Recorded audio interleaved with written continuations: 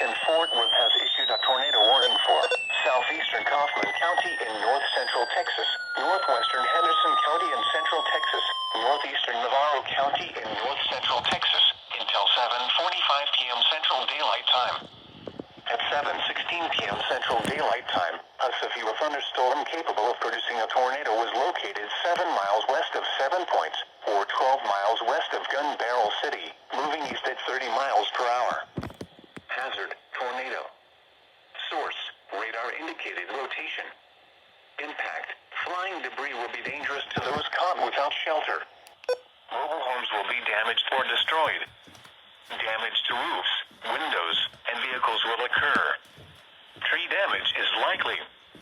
This dangerous storm will be near 7 Points and Flag Lake around 7:30 p.m. Central Daylight Time. Gun Barrel City, Maybank until around 7:35 p.m. Central Daylight Time.